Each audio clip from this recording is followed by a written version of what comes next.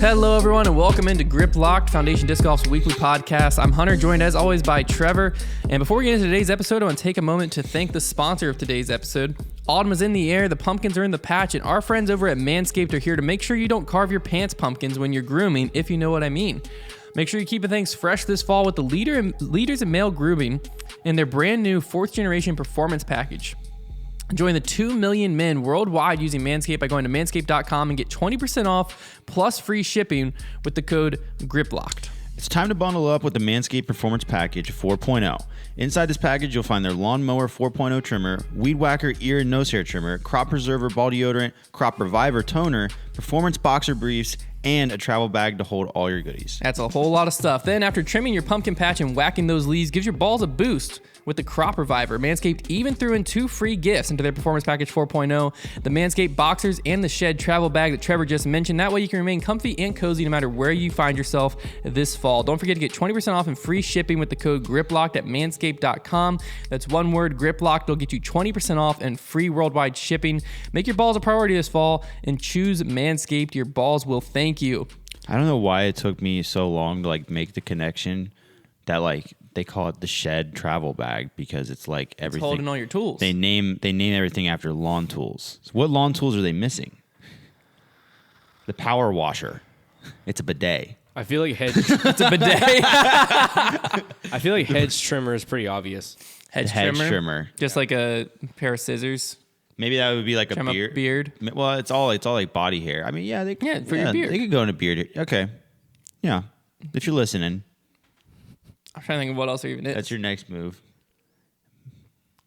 I think that's about right. Yeah. I mean, there's a lot of obscure lawn tools. Yeah, I started thinking farm tools. They could just have the rake. You know, that's just a back scratcher. It's just a comb. Yeah, it's just a comb. Hey, that actually works really well. All right. You know what? Hit us up, Manscaped. Manscaped hired Connor. They did. Literally, they did. That's why we're here. Oh man. All right, well, this past weekend, we had the battle for Bedford. We talked about it leading into the week. I was super stressed about it. It is now officially behind us. Well, 95% behind us. I still have to complete the payout and stuff like that. So, sending the money out to the AM players and the pro players. But that'll be done within the next day or two, and then it'll be officially behind us. It could not have went better, I don't think. No, it was very smooth. I didn't have really any big issues. Nothing made me freak out internally, and that's it doesn't I had take maybe much. 1 or 2 minor freakouts internally, but they were resolved within 5 minutes. It brought me back to my days of working athletic events because I felt like that same adrenaline rush of I'm up at 5 a.m. I got to set things up. I got to deal with people. It gave me that rush again, and it kind of was like an old friend. I forgot what it was like to live like that. I was really stressed leading up to it, and then Thursday, the guys from the Palm Beth Foundation who were helping run the event, Dustin, Tyler, Brandon, Justin, Tom, those 5 guys, they all rolled in, and they were the TDs of all the courses except for Falling Creek, which we had Trevor on, and Silas on. Don't forget. And so when Friday morning hit, I had done a lot of prep work Thursday night. I got everything printed out and everything. Then Friday morning hit, and I kind of put myself in cruise control. I had to drive around a lot. I ran them and our spotters lunches, and I had to escort our spotters to the holes and stuff like that. But during the event, I really didn't have much to do. It ran itself. The event ran itself very smoothly, which tells you that the preparation that we did was good enough. Yeah. So. And then, at nights, I would have to basically my job was just the night before, I would get everything prepped for the next day, hand that to these guys, and they made my weekend very stress-free. It was amazing. The team did a great job. Honestly, the players, and it sounds like the players made the weekend stress-free too. Yeah, the players did a great job as well. I mean, everyone was just firing on all cylinders, and I think the team wants to come back. The same team, all of them told me they would love to come back next year, which is great because now they'll know the courses and stuff like that too. And we were also able to raise $5,000 for the Palm Beth Foundation through one was an option when you signed up. We had a raffle, we had a glow event, we did some sales with donations going towards them. It was great. So it was a great event. We also had it was a pretty exciting event on Well, the MPO side, Paul ran away with it. Yeah. Probably could have seen that coming. Shocker. He also blew my prediction of 15 under out of the water. I mean, I had 20 under as my winner. Yeah, he went 6 down, 8 down, 10 down, so 24 under.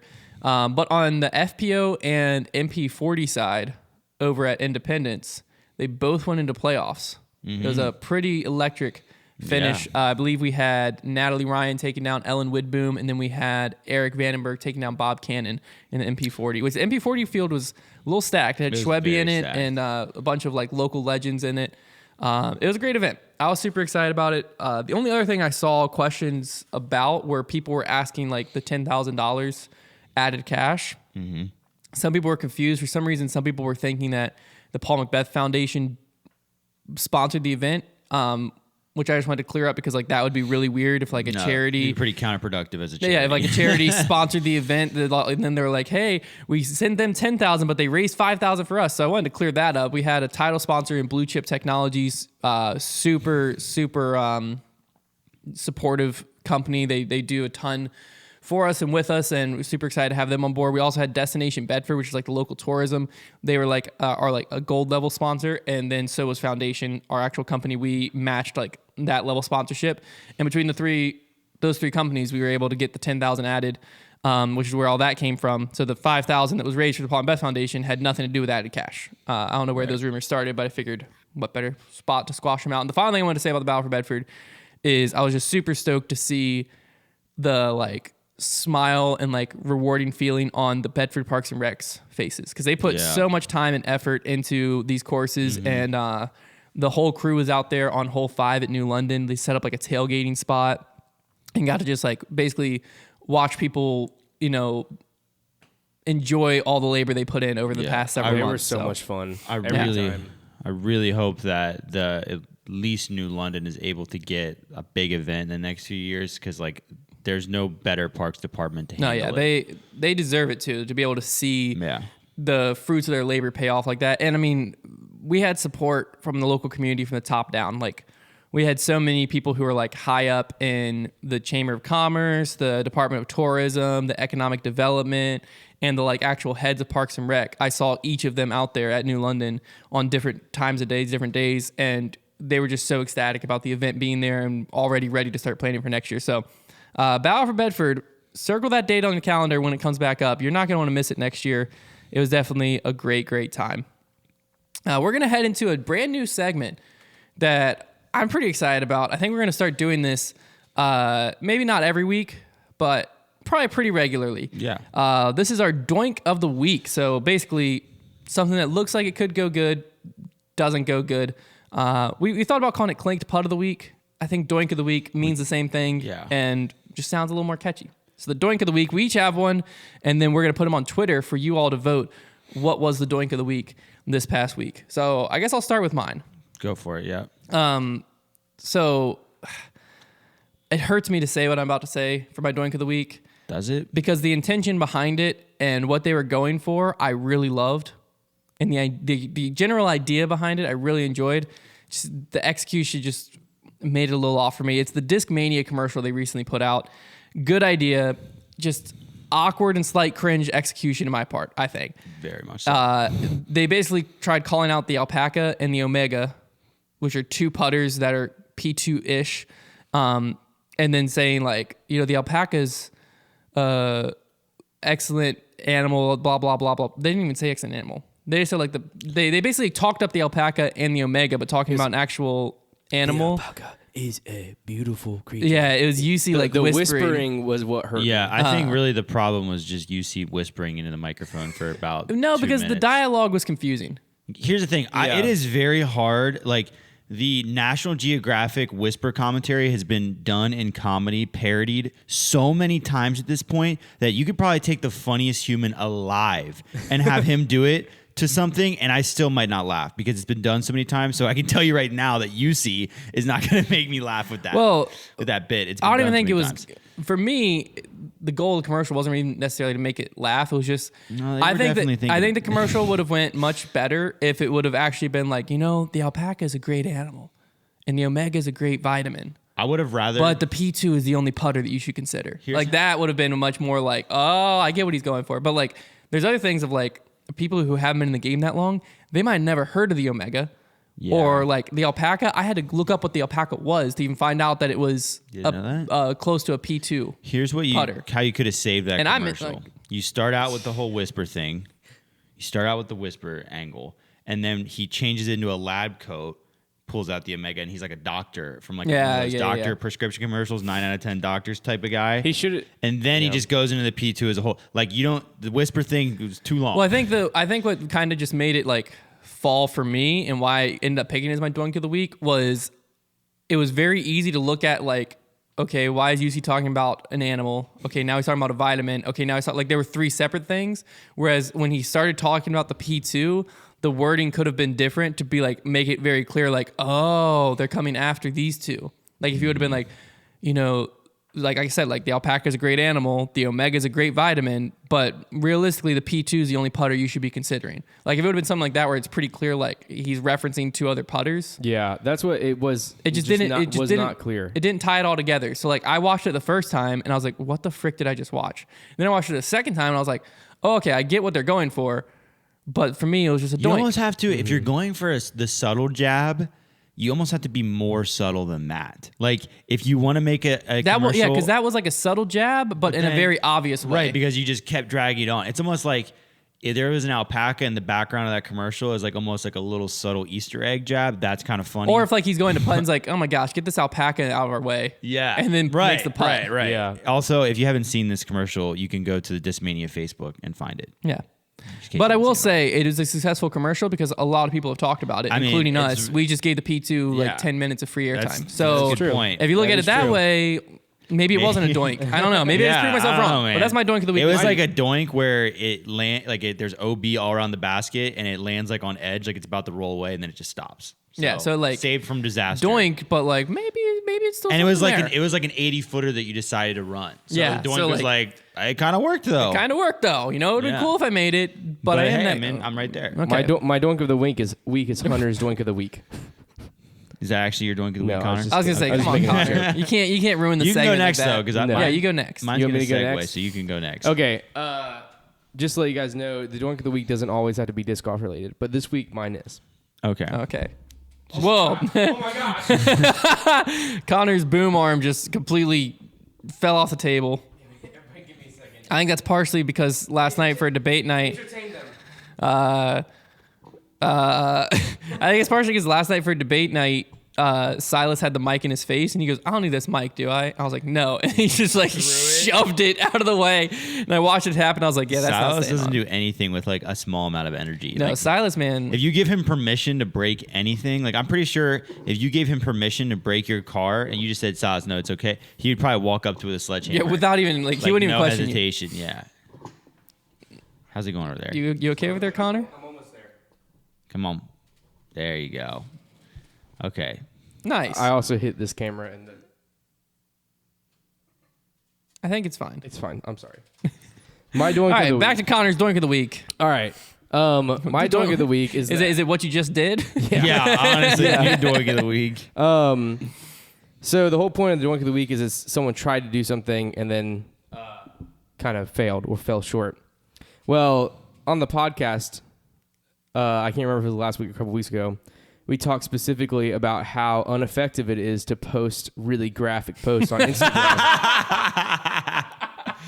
And about how many more likes and interaction you get if you post an organic picture versus just a graphic. And then we proceeded to post the most intensely produced graphic I've ever seen. But you could say it was an experiment.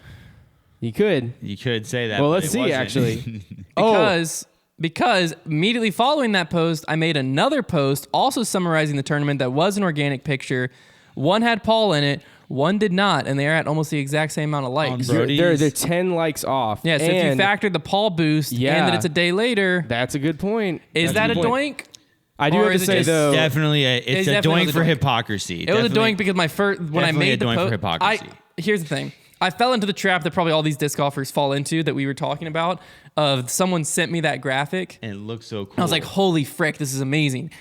Didn't even think about what I was posting. Here's the thing. It's a very cool graphic. I will say, it is amazing. I think mostly our argument on the podcast, like 'cause somebody commented on Brody's, and like literally said that we just went after the podcast. And I was about to start typing to defend us, and I was like, that's just funny. Like I can't even do it. Yeah, I mean, But I there's no will way to say defend we it. did kind of say that the whole point was not that just they use those graphics. It's that you can go to somebody's They Instagram only use account those graphics. and it's every single post they've ever made. I did also appreciate a lot of people, probably some of you listening, also a went little in different. to defend us, and they're like, "Well, no, they said that for personal people." It is It's a little great bit. for It is a brand. little bit different for personal, but brands shouldn't do it either. I was gonna say, but here's the thing: is you thought we knew what we were doing. We didn't. We were just hypocrites. we just got No, caught we up all in, just started drooling over a really cool Yeah, graphic. we just We're like, got- "I fell have to victim. post it." We fell fell victim. victim. Yeah. It's the same It's thing that's all been it is. happening. This is I can Mikey's fault. sympathize. Yeah, I can sympathize with the people who are getting those now and making it their whole Instagram timeline Yeah. because it just happened to me. I got it and I said, "Oh my gosh!" We're And gonna be better. I almost went back to back. We're gonna be better from now on. Pretty 'Cause if funny- I wouldn't have pretty seen funny those- Doink of the week, though, If I right? wouldn't have Very seen those funny, Doink. comments, Thank I you. would have posted a second graphic the next day. Because that was my plan. Was he sent me 3 graphics and they were all 6. So I was gonna We were go just like gonna 1, start layering 2, them in thick. and then like a week later I was gonna post a third. And I was like, I can't now. And so I used an organic picture, and like I said, the organic picture just had me and the TDs. So that's not drawing likes. The graphic was all about Paul. That's drawing likes, and they're And dead they're- on. Yeah, They're tied. by 10 likes. That's pretty impressive. So really, the Doink of the Week turned into a successful science experiment that wasn't intentional. A So take that. swish of the week. A swish. So, my doink of the week, and this is kind of going to segue into our next topic. Discmania is kind of in the hot seat here because this doink goes partially to them, partially to the Pro Tour. My doink of the week is the match play event. The match play event was, and this isn't even, listen, I didn't even really watch the match play because I was running a tournament, helping run a tournament this weekend. So I was kind of just paying attention on UDisc, and that part of it was fun. Yeah. So just looking at the scores, I had a great time with the match play event so this weekend. is not my words. This is the people's words. So don't even start No, with me. you're a complainer, man. But yeah, the match play was apparently a disaster. At one point, Disaster's a strong word. But it wasn't. Keep going. Keep I don't going. know. It It's your kind of doink. seemed It's like not my doink. You keep at going. one point, Brody kind of looked at it and saw that like there was really nobody watching. I think there was like 3,000 to 5,000 people watching on YouTube. Which for like a unique kind of fun event, like I would want to be watching it. I would think if I wasn't busy.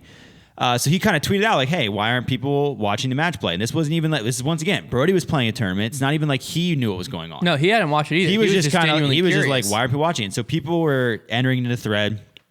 And I totally could have predicted a lot of this. Now, the first thing we already knew about, and that's that they decided to play 12 holes. For what reason, I don't even know. Someone was trying to defend it, but I don't remember what their point was. There is no defense. A match play, you need match play to go 18 holes. So there are I think they were time saying for it's so comebacks. someone could win through 7.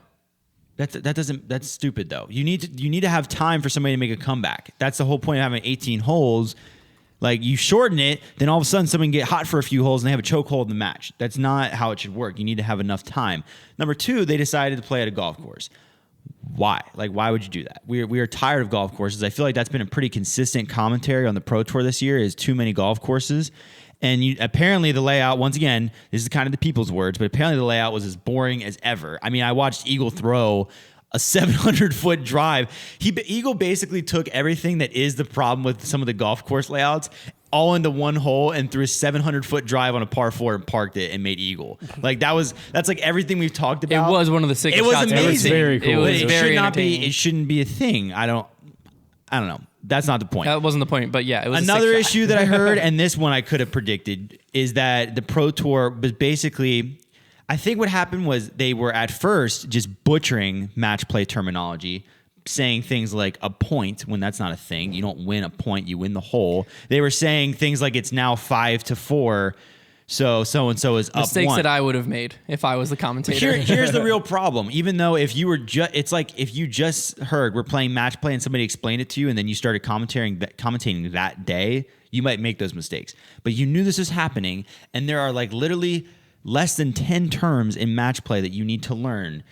If you were a commentator and that is your job, just read them over before you commentate on a match play event, because then I guess what it sounded like is they may have going into the second day heard that feedback and like learned it a little bit, and then they apparently just spoon fed it to the audience over and over again, like explaining to it every 5 minutes how match play works, when it's a very simple concept. You either win the hole, tie the hole, or lose the hole. You're either up, down, or all square. It's incredibly simple to grasp. So that whole thing was a disaster. I mean, I loved the brackets. That was fun. I love doing a match play event each year. I would just love it to be run correctly. Well, yeah. That's so all I asked for. The complaints that I saw, because again, we were in the same boat. We didn't get to watch. We were in the boat of apparently 95% of disc golfers where we were too busy to watch live this weekend. Yeah, apparently our weekend, the busiest weekend of our entire year, is everybody's weekend every week because that's why they can't watch live. But so like, I understood. You know what I'm saying? I didn't watch live this weekend. It happens. But I watched the live U-Disc, so I don't even know if there was post-produced, but I didn't try to go back and watch post-produced of the event. But the main things I saw were people saying the course was boring, like you hit on. Yeah. I didn't really see too many people complaining, like you were saying, about the wrong use of terminology, but I did see a lot of people complaining about being reminded of the rules every 5 seconds. I think Brody had mentioned it to me because if you're not somebody who watches match play golf, they probably would have gone right over your head. It would have went right over my head. And that's fine. But like I said, if you're going to use a format that already exists and is established and is simple, not even difficult to understand, then how about we and to U-Disc as well. They had it set up to where it showed how many holes each person won. I'm not really going after that because that's fine. That's just a stat. They also said they did say 1 up, 4 and 3. They were using the correct things, and yeah, they were just kind of using that as a good way to understand the way that the round was going. So I don't have a problem with that. It's just like whenever you're describing it, you don't say like Eagle takes a point and now Eagle has 3 points on the day. That's just not how you. The other thing I saw match play. that there's no way around this was people were saying once their player lost, like once Ricky lost in the first round, they weren't interested in watching anymore. That's interesting. I thought disc golf was a lot more like broad fandom than that.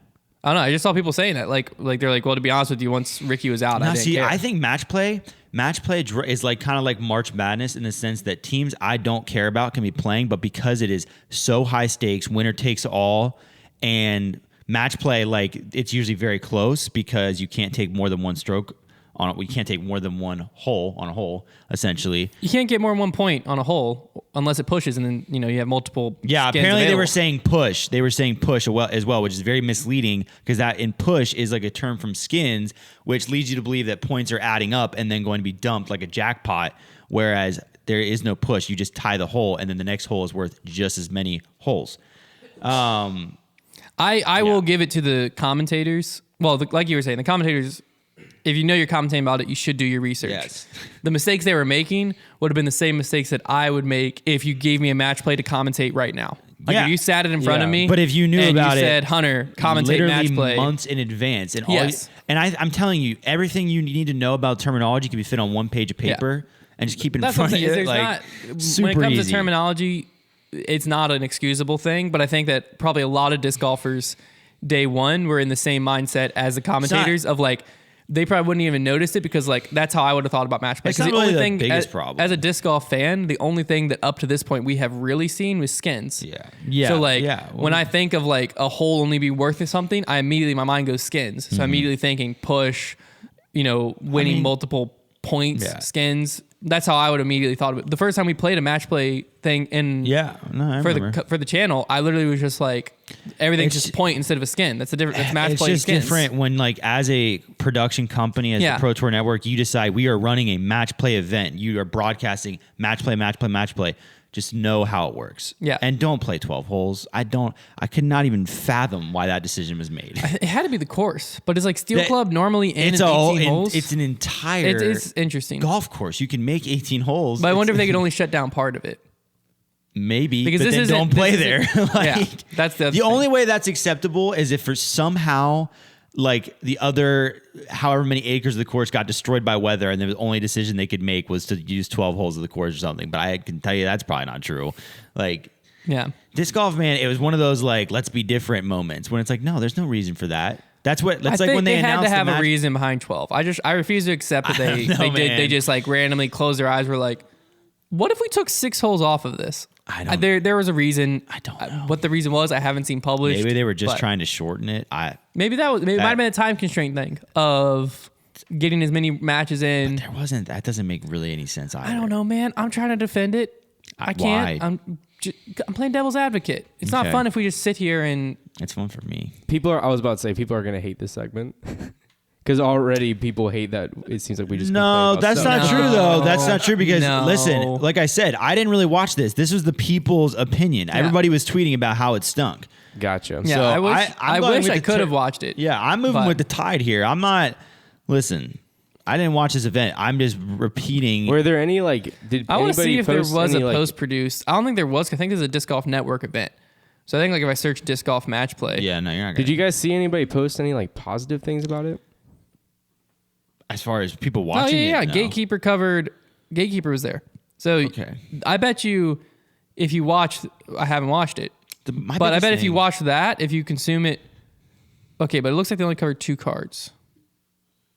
I don't know what's going on because they have Eagle versus Colton and they have Adam versus Ezra that just posted. Well, yeah, my whole thing was too all the complaints that were coming in completely clicked with me. Yep, I could have told you that was going to be a complaint. Everything just made so much sense as a complaint that I was like, There was also just some complaints Here- as far but here, as let me- the typical live disc golf me at issues least- that we've been facing all Yeah, year. that well, let makes me at sense. least spin it this way. The good news is, and the good news for the Pro Tour, because the Pro Tour typically takes feedback. This is kind of what's happened with other things before, and they usually fix it. Is it's not like it's impossible to run these mistakes that were made, not knowing the right terminology, only playing 12 holes, playing a course that the fans weren't really a fan of. That all easy fixes, very Well, yeah. easy. I And I also bet you think- next year if they run this event, everything that got complained about is going to change. The because other Pro thing Tour that you does have that. to remember is this was an exhibition. Yes, This wasn't yeah. It's true. It wasn't PDGA major It wasn't like a match or- play or major something. that we decided to just chuck in Yeah, there. it was. I don't know, Nobody would something- do that. It Nobody wasn't would something ever do crazy that. like that. Yeah. But the That's the a good other- point. The Pro Tour, the to their credit, they just kind of ran this like an experiment exhibition. Yeah, that's what it was. And they brought in enough money to make it worth people's while. There was Yeah. pretty good payouts. That's what I'm I saying. thought. It's a little disappointing that there wasn't a lot of fan interest even before the event started. Yeah, You know what I mean? Well, they're all watching the Battle for Bedford. But I think I think a big part was the golf course, and not necessarily saying that course itself was a bad course. I didn't get to watch it again, so I can't say that. But I think the fact that we've already seen I think it might be 6 or 7 golf courses this year on Elite Series Yeah, events it's just and been- Worlds, and then you have another golf course. It's just this is the same story with a different title. Match play do on a golf something. course is boring. I think It match just play doesn't make any sense why they would do that. in my opinion, I think match play is an opportunity for them to take a match play event to a course that doesn't necessarily hold up for a tour event, but is very What nostalgic. could be? Yeah, Because match play, it's okay to have something that's super birdie or die. because the strokes don't matter. Right. So I think that this is their chance to go to a course That would is- almost make match play more exciting. Yeah, I think Yeah, I exactly. agree. I think this is the Pro Tour. I think it would be their chance to go take a match play bracket challenge thing like this to a course that is beloved by disc golfers, but has kind of gotten shunned off the tours because it doesn't quite hold up to a 4 or 3 day Take it to Memorial. like full tournament. Right. Like a Memorial or like I think this should be like or like La Mirada. That's what I was going to say. Lamarada, Because that'd when be they a did good skins one. there, it was very entertaining. Yeah. So Yeah, I, something I, where you're going to get clicks because of the course, not lose clicks before it starts because of the course. I think there's Yeah. opportunity there. But that's what I'm saying is it's also, since it's an exhibition match, I feel like there's a lot more room for mistakes like this. yeah. Like I It's not would, the end of the world. if I would have watched this event, I'd be a lot less upset That's about the- some of these mistakes happening because like this is just free golf. This is just bonus content. right, I'm yeah. not.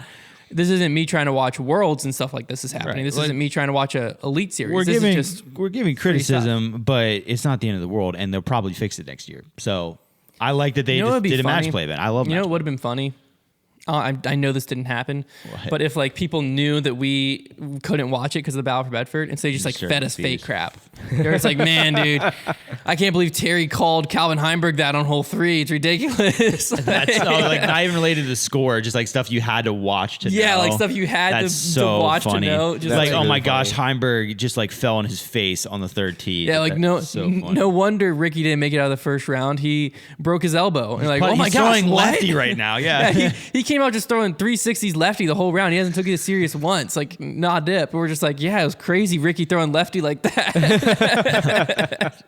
Yikes, that's a dangerous game. That is a dangerous game. A dangerous game we wouldn't play. If it was something like that, I would You need look to up a give- video. There's not to be a clip. Yeah, clip her Yeah, didn't if happen. something crazy that happened, I would look up a video. But So should we talk about who actually won yeah, the I match was just saying, play? we got to go into this because I mean, It actually shook up pretty interesting. did it? Calvin took it down. Oh, yeah. I My guess bracket. for Hunter, it wasn't that surprising. I predicted both winners. I had Calvin making it to the finals, facing off against Eagle, winning. I had Paige making it. I don't think I had the right final. I think I had Paige versus Kat, and it was Paige versus Missy, right? Yeah. And Paige won. Well, I still had and Paige Kat in the win. final. So I'm in the clear of the T-shirt bet. It was pretty close between you and Brody. It wasn't I believe. that close. It doesn't matter how close it was. Actually, no, it wasn't close because Brody's Brody total lost. points between the MPO and FPO bracket. Brody's bracket was Trevor rough. But here's the beat with thing. just the MPO bracket. Here's the thing. So it wasn't being close. being the worst bracket just means if things would have turned out, upset heavy, he would have had the best bracket. So like, I think I'd rather be the coldest bracket than the lukewarm one. But in this case, I'm still not wearing the stupid T-shirt. I'm just happy to be the hot bracket. Yeah, so Brody's going to have to... I guess we'll do it on debate night. I don't know exactly when we'll do it or how we'll do it, but probably next week, Brody will have to wear... Brody said it has to be a polo? Why? Why? Oh, for debate night. Okay, we'll put him on the Bogey Bro banner. Bogey Bro banner. That way it can be a T-shirt so we don't have to spend $50 on a what bet. The heck? Well, we could just get it done at like Play It Again. Maybe it'd be even funnier if it was just like a really badly done. We'll figure it out. Brody's going to have to wear some type of embarrassing shirt for the duration of some type of show or podcast. So It's happening. that's going to happen. The other thing I just made a quick note is other thing I made a quick note is your Discmania conspiracy theory kind of got busted because Eagle didn't win. What was my conspiracy theory? That Discmania set up this entire match play event on the course just so that Eagle would win. I don't really. I think that what I said about that was coming true. I mean, like I said, we watched him park a 400 or 700 foot par 4. I think it's just Eagle's fault that he didn't play well enough. Conspiracy theory busted. But I suppose so. On to the next one. They didn't rig it hard enough. They didn't like shoot Calvin with a bow and arrow, like on the. So like they could. I guess they could have tried harder. They could have just paid Calvin off. Just like, Maybe. hey, you know Yeah, what? I'll you're give you the right. first place cash, Calvin but doesn't you just got to throw the dude. event. Calvin Calvin would does have this just for looked the- at him like this and be like, Calvin's in it for the prestige, man. Yeah, he'd been like, no, I don't think so. what the heck was that? Is that your Calvin impression? It definitely isn't practiced, but he has I was it. going to say that was awful. That was not even close. What's yours then? I would never come after Calvin with an impression that's not going to do him justice. I can't do that. Justice? Who's Justice? Yeah, man. On to the next thing. All right, well, it's time for the fan favorite segment. It's not gonna Trevor's be your favorite trivia. today, man. Let's see what you got for me. You told me I yesterday. feel like the whenever you past few start, whenever weeks- you come after me right before trivia, it makes me I want know. to change the question to just what's 6,286 divided by 427. That's like the past 13.2. Stupid. The past multiple weeks, it's been like you guys have gotten in a little bit of a spat before Trevor's trivia. You're like, I know. fan favorite section, Trevor's Stupid, trivia, Stupid and, segment of Trevor's stupid and trivia. Trevor's like, oh, well, you're really gonna like this week. It breaks the tension. That's okay. I actually have a pretty good question. Someone commented on last week's podcast and said the chemistry was palpable through the screen. It is palpable through Palpable. the screen. Please use like heavy adjectives like that. That like comments that use like really funny and underappreciated adjectives, Like palpable. like palpable, for example. Like those are the ones that make me laugh. So there you have it. Like I saw a comment the other day about like some guy walking up the basketball court. It was like this clip of Damian Lillard in high school, and he struts up the basketball court and hits this game winner from like practically half court. And the way he walks up the court, somebody described it as nefarious, and that made me laugh for like 5 minutes straight. He said he had nefarious intentions, and then somebody threw in another word that I can't even pronounce. Very funny thread. I'll show you later. Anyways, So basically, if you use big words, Trevor, you'll get a big words for like situations that don't necessarily deserve them. Very funny. Okay, Noted. here is the trivia. So let's pretend we exist in an alternate universe where Paul. That's preposterous. See that? That's funny. Okay, Paul and Ricky were never born in this universe. Okay, yep. Okay, so. Let's replay the stretch from 2012 when This Paul's isn't first actually trivia. This is just going to be. Well, it is kind of trivia because you're going to have to know runner-ups. Oh, well, I'm not going to know third place stuff. Exactly. Okay. So it's the stretch from 2012 to present. So this counts this past world title that obviously James Conrad won. Who has the most world titles if Paul and Ricky did not exist? The most? And how many? Oh my gosh. If Paul and Ricky. So If who they came in didn't third the most to Paul and Ricky? Or second, like if Paul and Ricky weren't 1-2, and this also counts the years that Paul and Ricky, 2 years that Paul and Ricky didn't win? Barsby and Conrad? and Conrad, yeah. I found this to be a fascinating. I thought this was going to be not that exciting, and then I started looking at it, and I was like, oh, this is actually very interesting. Who came in third a lot? I'm trying to think who's on lead card at Worlds. Yeah. A lot. I mean, 2012, I think the runner-up was Anton for some reason. That could be wrong. Okay, that is wrong. So 2012, I want to just look this up because now I'm just so curious. Because I'm just trying to think through, like, which years is it the same person on lead card? And then who is that person? I'm going to just say, since you worded it like that, I'm going to just say Greg Barsby. Nope. Yeah, I don't know what I think it was, but I have no idea. I'll get no clue. There are two people, both who would have Other two. one that I would say would be Will Schustrick. That's one of them. Okay, because his prime was like 20 to 2014, 12, 14. Will Schustrick would have won 2012 and 2015. Oh, Schustrick was 12. Okay. And then the other one would have been James Conrad. Interesting. So what was his? When James we see Conrad, third? I believe. Correct me if I'm wrong, people, but I believe it was 2019 was when it was 2018 or 19. He came in third behind Paul and. Well, it had to be 19 because 18 would have been Barsby. Yeah, as the other one. So, So I'm it pretty had to be sure. 19. I'm pretty sure it was 19. I do want to look up 2012 Pro Worlds. I think this field is going to be fascinating. That lead card, I believe, was Paul, Ricky, Schustrick, and Michael Johansson coming down the stretch, the final 9. So why did I think that Anton did so good in 2012 Worlds? I don't know. Dave looking it up. Feldberg, in this universe, Dave Feldberg would have had a title. Nico LaCastro would have had a title. Feldberg does have a title. Thank you. Okay, I'm talking about during this Thank stretch. you. During this stretch. Yeah. Thank you. But there would have been like a fascinating lineup of champions. Instead, we just got Paul, Ricky. So, thanks a lot, guys. Okay, Anton wasn't even in the field in 2012. So now I got to even go. Now I got to even go farther back in the timeline and see what worlds I'm thinking of. 09? Did he lost to Jenkins in a playoff in 09? That must be it. Avery Jenkins absolutely stole a world title. absolutely swindled it. Yeah, he came second It was nefariously preposterous. He came second in 09, 2010. Dang. And 2011. Okay, so I was just a year off on my Triple stretch. runner-up. Brutal. And then 12th in 2008. So 9, 10, 11, Anton went 2, 2, 2. So, okay, my mind was just a little bit off time frame wise. Time frame. Okay, you can stop now. Well, I was pulling something up. Research. Beep, beep, beep, Gotta be beep, careful beep, with beep. that stuff, man. Connor's gonna clip you.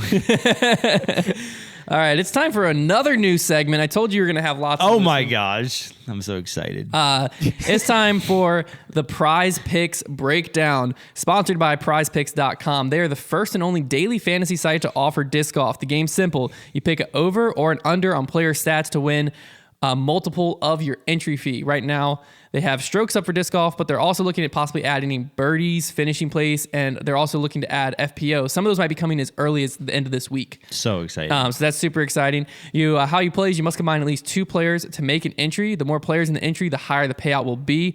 When you go onto their site, if you're wanting to play with them, don't forget to use code GRIP. It'll get you new users 100% first deposit match up to $100. So basically, if you deposit $20 and use code GRIP, you get an instant $20 bonus. You're winning before you even start. But let's get into. We're going to be breaking down kind of what we're looking at. We're each going to be picking 3 of our just like, these are the 3 that we're going to be just following.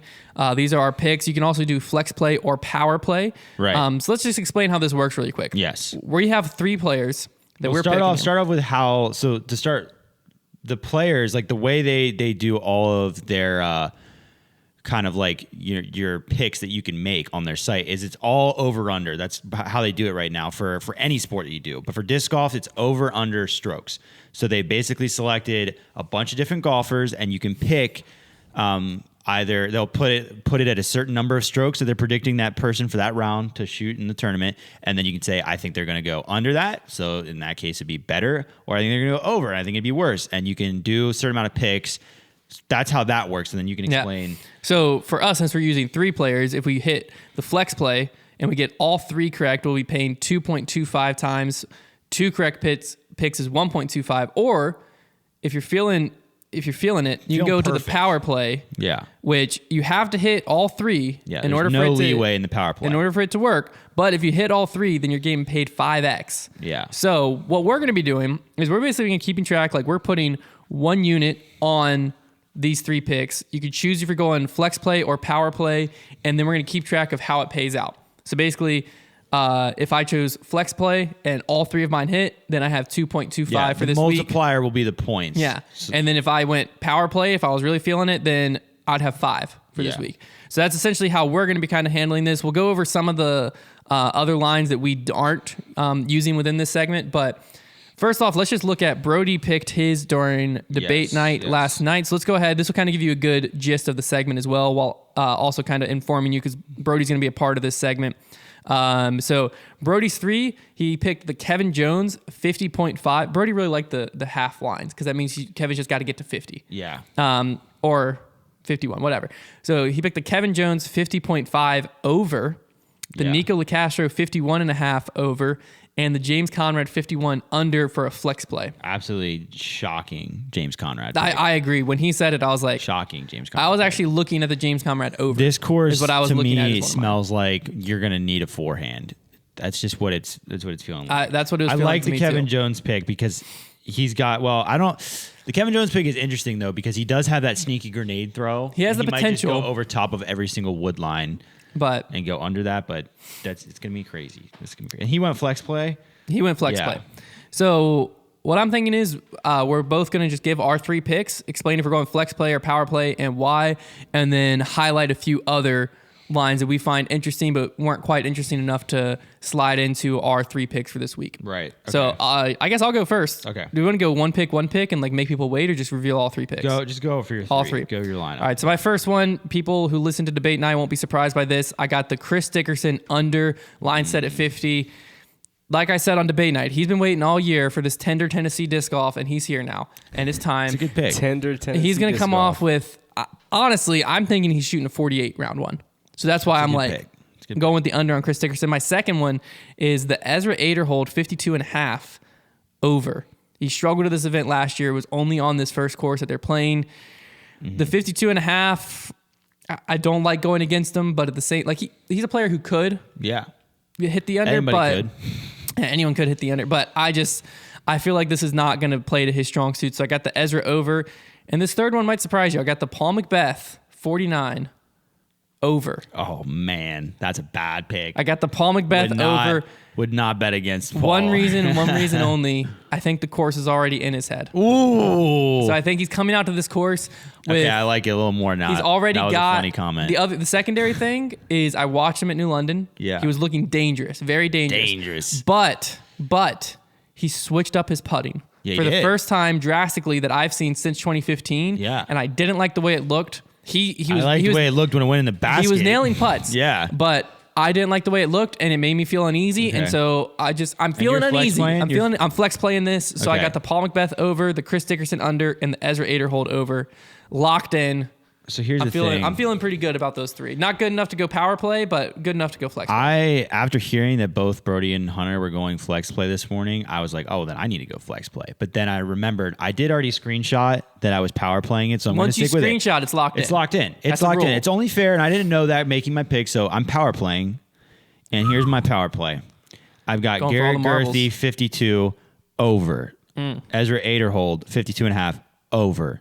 Nico LeCastro 51.5 over. Oh, so you're just betting against the field. Here's the saying, thing. I'm so confident these guys I aren't going to took do three it of that I'm power playing. Here's the thing. Here's the thing. I think I looked at the scores from last year. I know the course is playing ever so slightly different according to the scorecards, but I don't think it's going to be that drastically different. Maybe a stroke or two. All 3 of these guys had their struggles on this course last year. Especially, I think it's going to be tough to get all 3 because of just the potential of somebody getting hot. But what I basically did was I picked against the worst putters in the field. I don't think that's a bad choice. Because I think I think this all putting makes sense. I think to score, you're going to have a lot of 35 to 40 footers because you're going to get weird tree kicks on this course and just kind of have some kind of constricted putts. And I think that I can pick against the worst 3 putters. And you know what? Prove me wrong. But I really looked at this long and hard, and I thought to myself, I like the over a lot.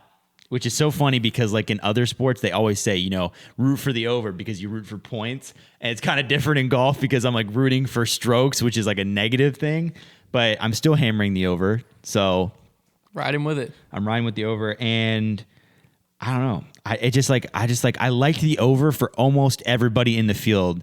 And so I was like, well, then in that case, let me just take the 3 most probable overs. And that's what I did. I mean, that's fair. That's fair.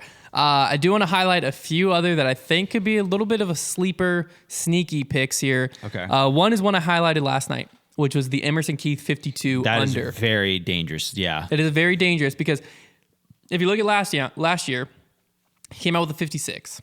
Yeah. But then he proceeded to go 51-51. Yeah. He could absolutely go under. That one, the line or the 52 is just tempting, but not tempting enough for me to slide him into my actual 3. But I did want to highlight that as one of them. Yeah. Another one that is very tempting is they had Big Germ at, I believe it was 51 and a half. 51 and a half. Yeah. No, he was the highest predicted in the field. So it had to be 52 and a half because Emerson's right here. Let me check. Pull it up. Regardless, Jeremy Coley, I think, is another interesting one. It could go either way. I would lean more towards the under just because he's one of those guys who wooded golf, sneaky forehand. He could just pop off one of these days. And if you're feeling it, you think this is his event, then you might want to lean towards that. You know what's funny is my one of the unders. I liked the under for Dickerson as well. Oh, Brody just said 52 and a half. It is 52 and a half. Yeah, okay, that's what I thought. But Brody, or I was saying the other under that I liked was Paul under. You liked Paul under? I like Paul 49 under. So is this average for all the rounds? No, this is just round one. Just round one. Opening round one. And these are live. Okay, that changes the way I look at it. All I'm thinking is, I hope Paul proves me wrong. But when I'm looking at it, when I was looking at this line, scandalous, man. I'm gonna make sure that I tweeted him because I need that motivation. Well, when I was looking at it, I'm looking at the 49. That's a tough score to get to. Really tough score. Only one player beat it last year with the 48. Yeah. So almost the hot round of the whole event. Someone's going to shoot it. Could be Paul. But I don't know. He's already complained about the course. I already think he's not feeling it. Over? I think that... So the Ricky is actually a pick that was just too close for me. Okay. Because the Ricky 49 is like... And it's similar for Paul. If I didn't have the outside factors of the course he's already been talking about, which we'll get to that in a second, and like stuff like that, where I'm like, he already has these excuses that like he could... Not that he's going to fall back on them, but he could. So like if he starts like clanking a few putts or whatever in the first few holes, and it's like... He's even through 3 or 4... might throw him off his thing. These picks, if you guys, because you guys are listening to this podcast, can they change? I know they can change after the round, but can they change before the round too? I think they can, because I think one of them updated before I even locked it in. I believe these all these over-unders are continuously live. So based on how picks are coming in, they can change. So these you're gonna have to look at the numbers because maybe might adjusted. Yeah, they may have adjusted, and there may be something that we got in early on that now they decide to change, or there may be something that changed and you think is in your favor. Yeah, and they're also going to be updating after each round. And after each round, they'll update as well, so we'll have some more information to go off of. But it'll most likely get way more difficult after the first round. Yeah, because there's gonna be data to go off of. So it's gonna be interesting. I'm very excited to see what the final one was that I think was kind of a. I almost slid this in as my freaky pick, was the Ricky 49, but over or under, I couldn't decide which way. I would take over. Because I think the 49 is so close to what Ricky will actually shoot that it could be it's a similar thing with Paul. It could be the 50, could be the 48. Could be just one stroke off. So I'm not sliding that in there. But yeah, so I'm locking it in with the Paul over, the Chris under, and the Ezra over. Imagine there was an extra multiplier play if you just took people right on the dot, what they're... Oh, like you're saying, this is what they... If it wasn't... there's sometimes it's half points. The way I kind of feel about, now that I know it's just off the first round, for Paul, I don't really know how he would do first round, but I think he'd be more likely to go under in his final round. Right, because I feel like that's very Paul. The problem is he's going to go into the tournament meh, and then he's just going to destroy last round if he's going to win. Yeah, well, and I guess we'll just have to see if because you're right. I will say if Paul's, it kind of depends on his position though, because sometimes he gets over aggressive in the last round. That's true. I would say if Paul's over under softens a bit after the first round, let's say he fires a first round 53. and they bump his up to like 50, I'm destroying the under. Yeah. Absolutely. Yeah. Absolutely. There's stuff it's going to be more interesting to see the trends after we've already, seen a round, but I think the opening lines are definitely very fascinating. Yeah, and again, if you want to get in on this action and see what we're seeing, even if you just want to like go look at the lines, head over to prizepicks.com and don't forget to use code GRIP. That'll get you 100% first deposit match up to $100. So again, that's code GRIP over at prizepicks.com. Thank you so much for your support of this episode and bringing all of us a new segment that I think is super exciting and gives us quite a lot to talk about. But let's keep rolling with Music City Open because that doesn't change the predictions. The over-under is obviously not replacing our predictions. So before we get into predictions, though, we do need to talk about a little bit what's been going on before this event. Paul tweeted out and basically said, like, hey, PDGA, are you serious about this? Like, is this a joke? And then put hashtag MCO. So people knew it was like about Music City, but super vague about it. A lot of people were confused. We start off with saying we did not know that tweet was coming. No, we had no idea. Surprise, yeah. He did, however, like afterwards, FaceTime us to show us kind of what he was talking about. And essentially, the biggest issue was like he showed up to the park. It was hard to find where hole 1's tee was. Once he did find it, there was no like there was the course signage as like a normal tee sign, but there was no like course signage like, hey, I'm about to play the National Tour finale in 2 days. Here are feather banners and like stuff directing me and like making it pretty obvious that there's about to be a National Tour finale here in a few days. And the other thing, some people thought that he was getting upset about the one course being closed. Yeah. I mean, is that upsetting? Sure, but that's not something that anyone can control because the rain just made the course flood, essentially. I think it's important to clarify that a lot of the volunteers and staff that got the course ready were really upset about this because they figured that was kind of the only information that people knew. So that they just assumed that that's what Paul was really upset about. Whereas mostly what he was upset about was two things. And part of this they might not like, but it's kind of true as well. Number one, the lack of signage and, things gotten done by the PDGA to make the course look nice and presentable and also direct players around. That was part of it. And number two, and probably the bigger point that I think we can agree with, I don't think this course should be selected for a national tour event. No, it just doesn't seem like a top-level course. It looked like a weekly. I have where a weekly league would meet. I have the course stats here. The one other thing that he brought up was he also said that like all the trash cans were overflowing. One of them he said was with dirty diapers. So I don't know how the heck that even meant and how that happened. I don't know if there's just a dirty diaper on top and Paul's like, dude, there's dirty diapers falling out of this trash can. Or if like someone literally just dumped a year's supply of diapers in a trash can. I don't know. I'm not there. But 5 holes under 300 feet. But I'll also say one final thing before we get into like looking at this exact course stat, because I do want to make this very clear, is what the local scene was responsible for, which is like keeping the course like up, the mowing, getting branches out of the fairway, stuff like that.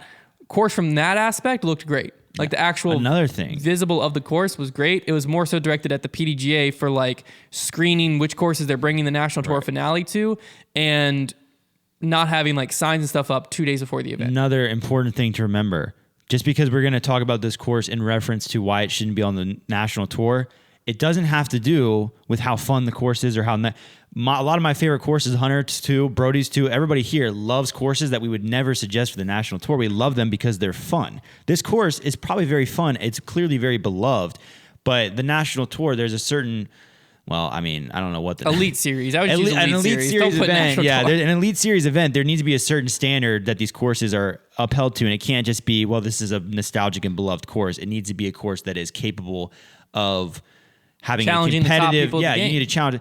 And like I looking at the scorecard here, there are 5 holes, pretty much 6 holes because one of them is 307 feet, but less than 300 feet. We've got a hole that is 204 feet. I don't know if there's any situation where 204 feet should. Well, I mean, there's some where like there's like water and elevated basket. It had to be very particular, but in my Idlewild might have like a 200-foot hole, like is what hole 11 or something.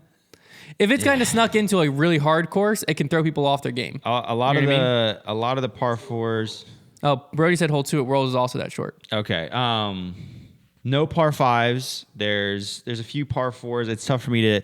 I know we saw one of them via FaceTime with Paul, and it looked pretty straightforward and easy.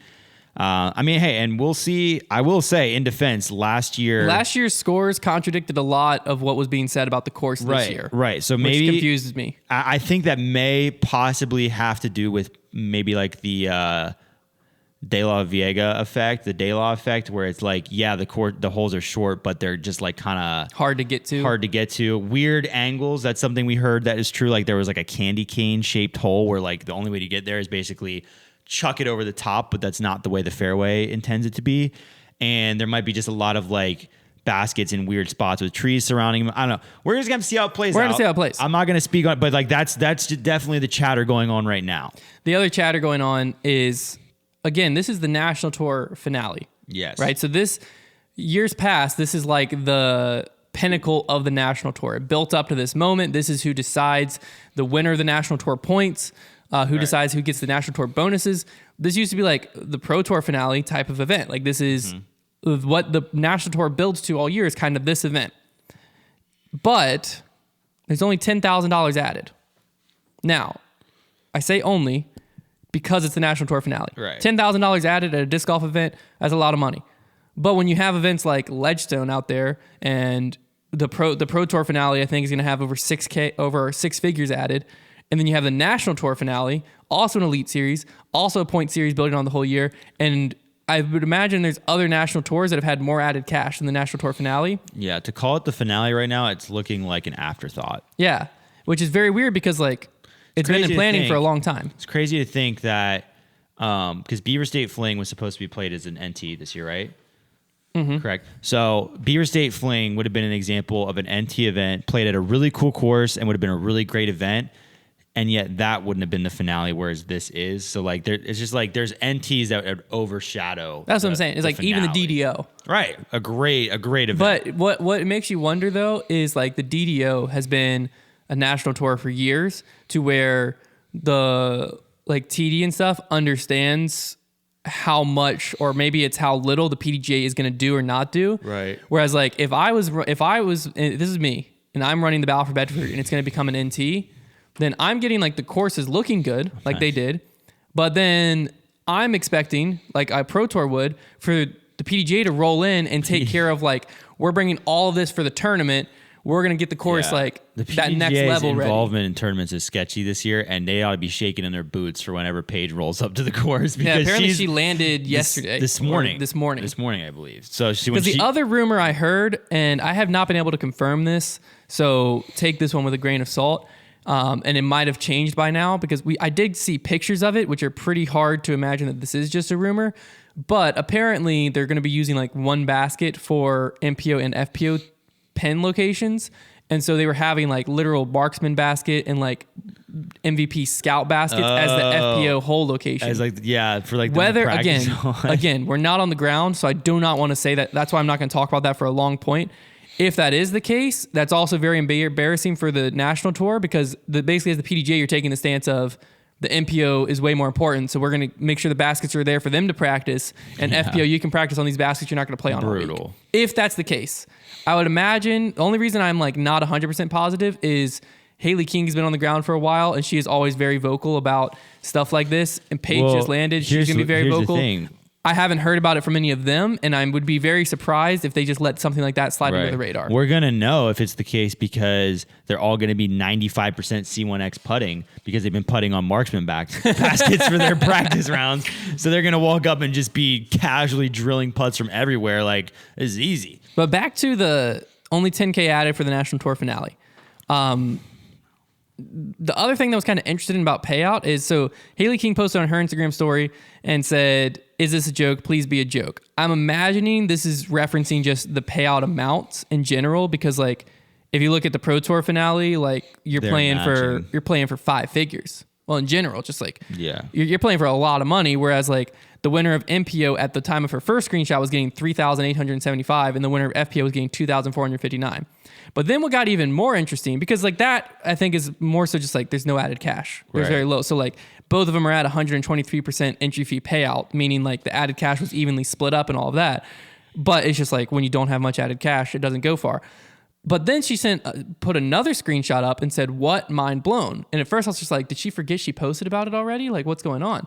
But then I looked at the numbers and things got even weirder because, so let me just remember these numbers. MPO last cash, her first story, $347. MPO winner, first story, $3,875. So $347, $3,875. Her second story, MPO last cash, $286. MPO winner, $5,349. So the PDGA did what we've always talked about, right? Of like they top heavy, made it a little more top heavy. Good Change, right? So the MPO winner is now. This is as of this morning. I double checked these numbers: 5,349, and last cash 286. But then you look at FPO, right? And FPO, her first story, 15th place, last cash in FPO, $279. FPO winner, $2,459. That's the first one where MPO is getting the 3,000, right? Then you swipe to the second one where they redistribute the MPO purse, and the FPO, they did the opposite. So 15th place, last cash is now getting $334, and first place is now getting $2,434. So they took money away from first place on FPO very odd. when they added money to first place in MPO, which again, it's just weird because like the amount. Let's be clear, they didn't take any money from the FPO. No. They just redistributed it downward and redistributed upward in MPO. Like the same amount of money is in the event. Very weird. The amount of what people are getting paid out is just not going to be crazy high because like there's just not a crazy amount of added cash. But to see it go like MPO, they like tried to make the winner get more money, as we've always talked about it should be. But then the FPO, they took money from the winner and they did the same change. And it's like, you got to go because I thought maybe they accidentally published it and they weren't done with FPO. But then I double checked this morning, 13 hours later, and it was still the same. Very weird. So it seemed like it was like an intentional change of like FPO, let's make sure last cash, gets bumped up a little bit, and MPO, let's make sure last cash gets taken down so that the winner can get more. Yeah. Very weird. I would love to hear the logic behind that because like if you're going to make the change, just make the change both ways. Why are you making one go down and one go up? Because like if you make the changes where like divisions are being like different things are happening to different divisions, that's always cause way more problems than if you make the same change. Because like some people might like the deeper payout, but then they're gonna be upset at MPO, and the people who like the higher payout are gonna be upset for FPO. Yeah. And so then like now you're taking off both crowds, or if they were both higher or both like lower, then you're only taking off one crowd. Right. So now you're just getting everyone upset. It's pretty puzzling. There's a lot of weirdness going on around MCO right now. I will say this. I am pretty positive this is the last national tour event we ever see. I would agree with that. And I'm also pretty positive that I am pumped to watch this event just to see how it goes down. Well, my thing is like the PDGA, because I was talking about this last night, some on debate night. Like if the Battle for Bedford was approached to be a national tour, I would be on the fence. Because what I feel like is if something goes wrong, you can even see it. Paul literally said at PDGA, "Is this a joke?" All the attention, everything gets shoved to the local scene. Which makes no sense. Always getting shoved. Whereas if Paul would have said at Disc Golf Pro Tour, "Is this a joke?" everything would have been shoved at the Disc Golf Pro Tour. Yeah, which is more rightfully so. Right, because that's how it should be. They have such a bigger presence at their events. Yeah, their name is literally everywhere. That like if something isn't met to the standard. And so if the Pro Tour approached the Battle for Bedford and that was going to be a Pro Tour event, I'm doing that without hesitation because I would believe that I had the support. Yes, without hesitation, Jeff Spring. But it's because I would believe that I had the support and I had people backing me up that like if something was negatively said about the event, I would have the support system that it's not just going to be crapping on me when it might be something out of my control, like in this case, right? And the same thing could be said about Worlds and all this stuff. And the other thing I think we're seeing is like the other thing that should also be said is the courses and everything, like the level they're at, the conditions they're in, meet elite series level standards. So they meet the PDGA standards that they set. Right. But the issue is the Pro Tour has exceeded those standards for years now. Yeah. To where now the elite series level standard on a technical side, you might have met it, but the Pro Tour has exceeded it so often and so consistently that now the public eye and the pro eyes hold you to this standard that's above what the minimum is. You know what I'm saying? The Pro Tour has raised the bar, and then it's what competition does. Yeah, when the national tour is by itself, this event flies off. No one even notices it. No one bats an eye. And this is what's good for the sport. But once there's competition with another tour, the Pro Tour, then it's who can do it better, and the Pro Tour consistently does it better, which then makes you be like, well, why on earth is the national tour doing it this way? Why on earth isn't this happening? Which makes it seem like the national tour is doing an awful job when realistically, this event 5 years ago people probably wouldn't even bat an eye. They would have just shown up and be like, oh yeah, this national tour event. Yeah. But once the Pro Tour has done it so consistently at the level they do it at, which is just next level stuff, then the national tour gets held to a level that they probably never meant to be held to. Right. And so I think that it's just kind of a weird mix of like, we're holding the national tour to a Pro Tour level standard because they try to put themselves in the same tier and they're not. And so that's why the national tour just becomes Silver Series events. It's time. Yeah. We've talked about it multiple times, but let's talk about some predictions for this event. I'm going to be honest with you. You are not ready for my predictions for this event. I don't think anyone is. Okay. But if I'm right here, oh, you alluded to who you were going to pick. I'm going to go viral. I know who I'm going to go third to first.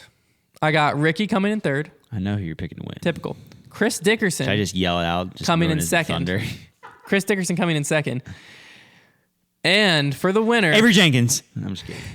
For the winner, I'm taking Nathan Queen. Sneaky Nathan Queen. Okay, hear me out here. This is a wooded course, right? Yep. Lots of woods being played. The other course is a little more open, but we're just gonna ignore that because they played two. The last first two two. rounds, the ones that mattered the most, they played at the other course. a slightly more open course. Just saying. But it is still wooded. Doesn't matter. I'm taking Nathan Queen because I think he's going to come out the gates. He's going to come out the gates hot. The other thing is I looked at last year's leaderboard. A lot of forehands and lefties were creeping up towards that top, a lot more than normal. Okay. So Nathan So what Queen, about Clemens? lefty. Nathan Queen, lefty. North I'd say Carolina Clemens golf a player. better lefty. Clemens is technically the best lefty in the world. Yeah. But Nathan Queen was yelling at me through the board, through my screen. Chris Clemens isn't here. Dang. So- okay. I didn't put on my list, just to be clear. Just kind of threw So take that. That's why I didn't take Chris Clemens. Okay. Because I was thinking to myself, I'm like, why did I take Chris Clemens? Nathan Queen, North Carolina bred. You know, he knows the golf there. He knows wooded golf. You know, Ricky's throwing lefty now, remember? Yeah, from that early segment. And It's called it back. seems to just work. It seems to be a good lefty course. Could I look like an idiot if he comes out in 50th place? Yeah, but that's the risk I take sitting No. behind this desk. I'm gonna make it talking into this microphone. Hot take. When I put on this TW's bait and picks- tackle shirt, things get different. No, those picks are not Sponsor me, a please. risk. Those picks are not a risk. Here's why. Because whenever we get wrong picks, like nobody really comes after us, but it's only whenever you pick right. Oh, then this I is end speaking up from- then I end up in a TikTok looking like an idiot because I said your pick was stupid. So well, that's maybe all when that I pick happens. Chris Dickerson on a course he's amazing at, you shouldn't say my pick was stupid and then look like a fool. Or when I pick Calvin Heimberg to win match play, I didn't say and he you're was- saying Calvin Heimberg's not having a good season. There's no way he beats Eagle at match play. I didn't say any of that. I just didn't think. He was Maybe gonna when win. you say that Connor just doesn't look good, then that's just mean and hurtful. And so, Yeah, we all know that's never been said. All very good points were being made right now. yeah. Okay, well here's my prediction. It is hurtful. Here's my predictions. So stop. This is actually an intervention. You need to start treating Connor You with some more can't take the respect. joke any further, or people are gonna think I actually bully Connor. No, that's where the joke's going. Okay, I bully Silas. There's a difference. All right, third place, Calvin Heimberg. The irony in this is that you just came after me for saying players sucked, and I'm about to take two of them in my picks. Second place, Paul Macbeth. First place, Chris Dickerson. There's probably zero chance Chris Dickerson So loses this is this some event. vanilla picks I've ever seen. Let me just give you. Yeah. Oh, I'm so different because I picked somebody who's not going to win to win. Oh, clip it. I can't wait for the TikTok after Nathan Queen wrecks the It's field. not going to win. There's no This way. is week no 3. way. There's no this is way the third that time in a row that happens. you've said this about who I picked. No, been right the Michael. last The two. only one that that I part of the said was curse? ridiculous was Michael Johansson, and he didn't win anything. So I was we don't never go that wrong far about back. that. That curse hadn't started yet. This is a new My curse. Gosh. I'm going to go into my dark horse pick. Okay. My dark horse pick. This name immediately stuck out because I was going to clear this up. I'm really jealous of Hunter's dark horse pick because I didn't realize he was there. So we're all rooting for Hunter's dark horse pick, but I took Sam Lee. He's 999 rated, and he absolutely popped off. I can see the disappointment in Connor's eyes. Did you take Sam Lee? Okay. No. He Trevor texted us yesterday and I said you can't take I Sam Lee. texted you. I think. Oh, it was just me. Yeah, because I Connor. knew. I Wow, thought you were going to typical take Trevor him. leaving me out of the text messages. Sorry. Man, Connor. that doesn't work from the narrative. He went off at Battle for Bedford. He hung around with the lead card, and that really is impressive to He me. played last year. Did you even look at his last year finisher at this event? That wasn't important. I'm a very much instinctual guy when it comes to these he played picks. really good at this event last year. That's why I thought you Didn't picked him. even need to matter. It was all I about thought the you Battle picked for him because of Bedford. that. He passes the eye test. It's just that's all that mattered. All right. I like it. Connor, what's your dark horse pick? My dark horse pick. So somebody did message me this week Oh, suggesting a dark horse pick, and I think it's a good one though. Okay. It's not like I was a. gonna say we can only handle but so much more coffee coming from you. Throwing shade at Well, I the mean, it's guy like from a lot of them have weeks. been like kind of risky ones, and by risky I mean very likely they're not going to do well. Like But this literally one- telling you I'm not going to do well, but I'm going to make a bunch of TikToks. Yes, but this guy isn't suggesting himself; he's suggesting someone Okay, for I me, got which you. I very much appreciate. I like the help. So Jonathan DM'd me and said, I won't read the whole message, but he told me to pick Jackson Hester. He's 960 rated. Dang, man. But he said he just turned pro. He's 18 years old. He got second place last year in advance to MCO, and he already has a win and 4 top 5 finishes in Open this year. So it does seem like he How is. big were those fields? What I'm just saying. I've come in 5th place at an open tournament. And there was 6 people there. So like, I did look him up, and he seems pretty legit. Okay. I mean, he's in his he's finished top. It doesn't matter. I unless can't. that's on a pro tour, I don't care if he finished top 3, 5. 'cause you Hold don't on, know let who's there. me find him. I could have been there. It's a free He dub. could have beat Trevor and me to get into 6th place. All right, while It Connor's, doesn't matter. It doesn't matter. It doesn't matter. Connor's But locked in. Anyway, I chose him. chose Jonathan. him. Jonathan. No, is that his name? Jackson. Jackson. Jonathan It was DM'd me bro. It was about Jackson. Jackson. Jonathan, How do you messaged about forget a name like Jackson. Jackson, dude? It's not Jackson. It's It sounded like Jackson. you You said said Jackson. Jackson. Yeah, You said it with a definitely T. said Jackson. I think you guys just have bad ears. Wow, so Connor So bullying Connor us actually is now. bullying both of us now. Yeah. That's the narrative. Okay. Out the turntables. This is gonna make for a good bogey bro banter Sick because parts we're of already America on each Club, other's bro. neck before we even get there.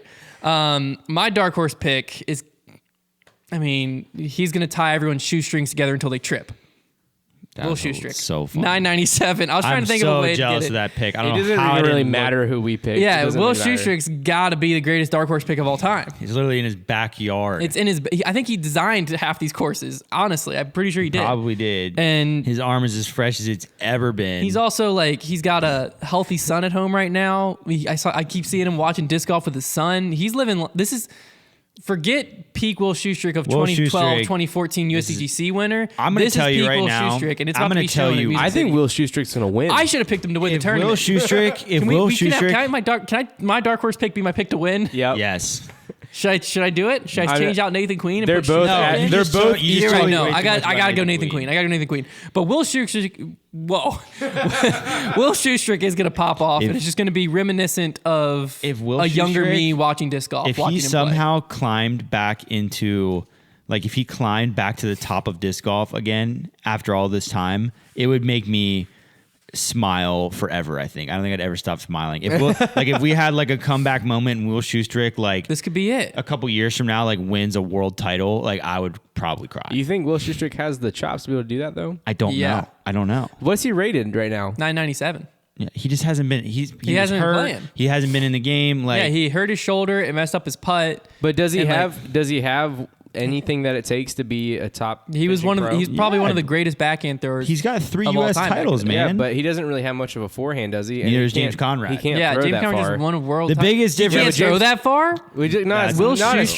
far as the top pros. Yeah, you can. Did Are you crazy? When did you start watching disc golf, Yeah. man? Okay, I'm Will sorry. Shoestrick throws just as far as. Will Shoestrick's tutorial taught all these guys how to throw. Okay, let's be clear. Will Shoestrick does not have world class distance, but he has James. I would compare him.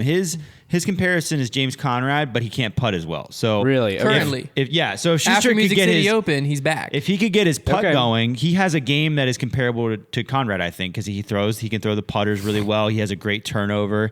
He has a forehand. Like Okay. For some reason, He doesn't have forehand just either. didn't He click hangs in my around. head Yeah, as a far Nico's- thrower, no, dude, Shoestrick. which I bombs, apologize dude. for. Don't ever say that again. yeah, never. Yes, I'm I'm sorry. a ever. Shoestrick stan, man. I know, I like Will Shoestrick a lot. We need to get some Shoestrick merch. I still need to get my Castro merch.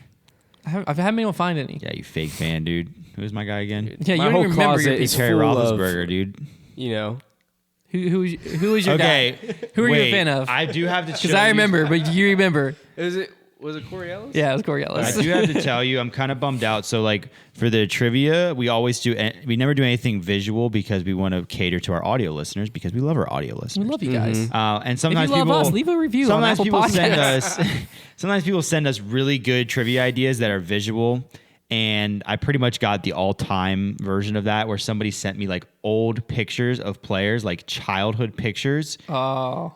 Or baby pictures, and you had to guess. We gotta do that them. on Instagram. Put up like polls and like Some of them are of them are obvious, but some of them aren't, and like some of these pictures are quite electric. So I just wanted to mention that. We have to do something with that in the future, But surely.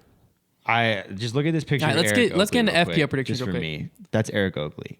I would have guessed that because it looks. But doesn't he look like an absolute If you athlete? cover his ponytail, it's dead on Eric Oakley. I always picture. And I did Eric just say ponytail and Eric Oakley in the same sentence. And then this is your boy Jordan Castro. I would have easily guessed that too.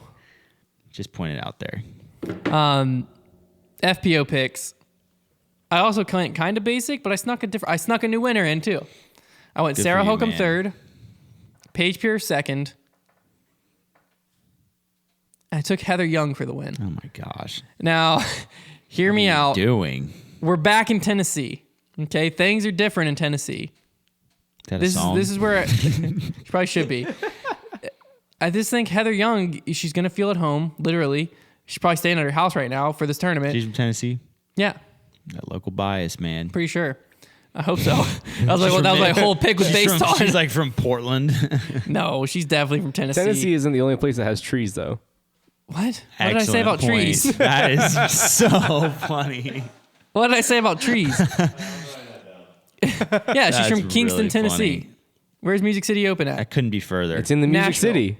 They're right next That's why to it's each called other. Music City. Everyone knows Kingston just butts up to Nashville. They're right next to Everybody each knows other. that. Everyone knows it. That's a common thing. Actually, fun fact for you: these courses are on the border of Kingston and Nashville. I have no idea. Hole 18 you throw across. Hole 18. You cross the border into Kingston. That's actually basket. It's in her living room. That basket's in her backyard. That's what she grew up looking at and putting on was hole 18 out here. So best of luck beating her out on this so course. No, that's a good point, Hunter. That I think is- that we can all say that was a very wise decision. That was very wise. My picks are just as vanilla as ever. Cat in third, Missy Gann Okay, in so second. Kingston's 2 hours away. I got Cat in third, Missy Gann in second, and Paige in first. I also went Sarah Hokum just because I went Hope to do. the forehand. I like that thing. pick a lot. I'm jealous of that pick. Yeah.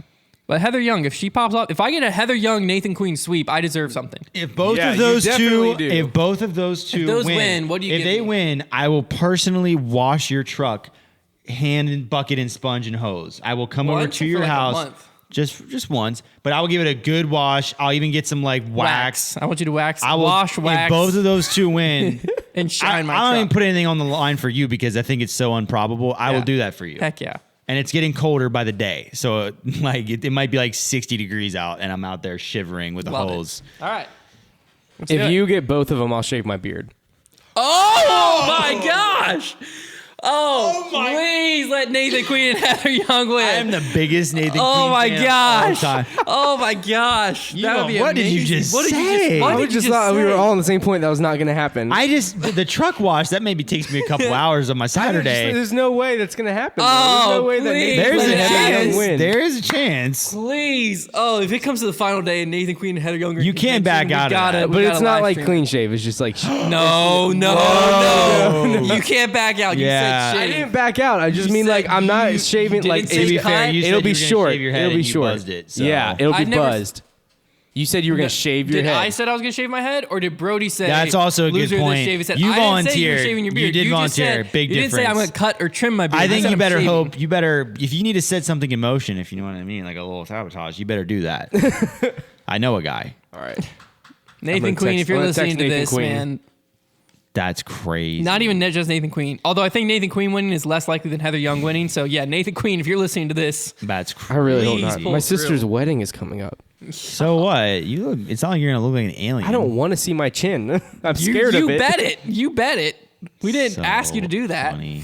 Oh, that's gonna be electric. I was just caught up in the moment. Yeah. I love it. Wow. We need to do that more often. Get Yeah, don't put it. apparently. Yeah. All right, so we're gonna wrap up the show with a make that call segment. Oh, this is the make that supposedly- call. This is the make that call. Make that Saul. This came up at the tournament. You like hyped this up to me. And very interesting. Took me an eternity. We actually had to send a message to the PDGA to figure out. Oh, my goodness. We had to send a message to the PDGA to figure out what we had to answer, and it was before the tournament, the round even started. Love this. Okay, so you're playing on a card. One of the guys Brody, what are you doing back there? You hear a volume check? I can hear. I can Quiet hear on the my set. mic in here. Quiet on the set. Yeah, we're live over here, man. So you're playing on a card. One of the guys doesn't show up. So you start giving him par plus 4 for each hole he misses. Yeah. Eventually, he's sitting at 68 over par, and you're standing on the 18th tee. Here he comes then- sprinting up the fairway to tee off. And he wants to stay in the tournament. He makes it. He tees off, taking a par to finish at 68 over. You walk over to the TD, and y'all are trying to figure out, does his round count, or is there a limit? minimum number of holes that he needs to play in order for it to count as a completed There's round? no chance there's anything in the rules suggesting that. No chance. That's so funny because I had a lot of those situations happen, and I was kind of just telling people like, hey, like, so if your guy doesn't show up, he gets par plus 4 for each hole, and then I was like, eventually, if he never shows up, we can remove him from the card. So at what point do you remove him from the card? Right, and I think I was kind of insinuating that people kind of would do that after like 9 or so holes because the guy's not showing up. That is an anomaly. And I'm glad it didn't happen in my course because I'd have been like, oh, shoot. I'm saying that he doesn't have to play a minimum of holes. I don't think there's anything. Do you think in if the he rules. shows up on 18, Yeah. plays it out? I think he gets to continue playing. If I did that in New London, I think I'd score my best score. You are correct. Yeah, I was gonna say I know Par plus 4 counts as him completing the hole. Yeah, I say I So know in the theory- wording of the par plus 4 rule. In theory, and I think that's- he could just take a plus 72 and play the second round. Wow. Because we had a guy, we set tee times for the event. He had called, we set the tee times. Night before the event, he called. He's like, hey, I think I'm going to be able to be there a little late. Like, is that fine? I was like, you'll get par plus 4 plus for every hole. He's like, that's fine. I respect Day of that. the He just event. wanted to play. Day of the event, his friend comes up and like, he's not going to get there till like hole 15 or 16. Can he still play? And the only rule I could think of is I knew that 9 holes had to be completed of like a field for it to count. 13 holes of the field has to be completed for there to be a round rating.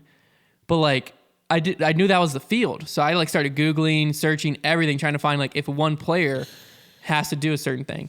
And eventually I called some of the other TDs. They didn't know because like such a weird situation. It makes sense though because like And then obviously- someone reached out to the PDGA. The PDGA responded and said, if he completes hole 18, he completed his round. the par plus 4 rule is interesting. He ended up showing up on hole like 13. He was gonna get there on like hole 10, but I think he got like a speeding ticket on the way. He was having a rough day. So but he got to play the tournament. And the bright side is I think he already had a rating. So his first round most likely dropped from his rating. Probably. So at least like if he cares about where his rating was, it wouldn't affect that. I respect that he just wanted to play. He just wanted to play. That's He was cool. like, For the I love of really the don't want to game. miss. For the love of the game. He's like, I really don't want to miss Saturday and Sunday's round. Like, I'm gonna get there as soon as I can for Friday's round. I just don't want to miss. I don't want to have That to makes drop sense. out of the tournament. I mean, he had a lot of golf left to play on the next 2 days. Yeah, so he actually ended up winning the division. I'm just kidding. wow. Yeah, he actually ended up taking par I'm going minus to 4 unironically use every the hole word for the dark next horse. tournament. All right, well, that's going to wrap it up for this week. Hopefully you enjoyed the show. Don't forget to tune into Bogey Bro Banter. And if you've heard us talk about how I won the challenge 16-2, Trevor's going to try to say I lost. I'm wrapping up the show. Don't bring it up. 16-2. If I'm that's done somehow talking lost, about you it. want to see how on earth that logic makes sense because it doesn't. That video is also dropping on our Patreon. I was gonna say, please don't tell me we're bringing it up on the banter because I'm not. It might slide. It might slide into the banner. Who No, knows? But there I'm is a not gonna say 25 a word. There is a 25-minute video that's going up on our Patreon exclusive that is still up in the air as to who Turn won or your lost. volume this. down. Nonsense. Even though I'm up 16-2, people are trying to say I lost. You'll have to watch and find out how they even think that that's logical. Other than that, we'll talk to you next week.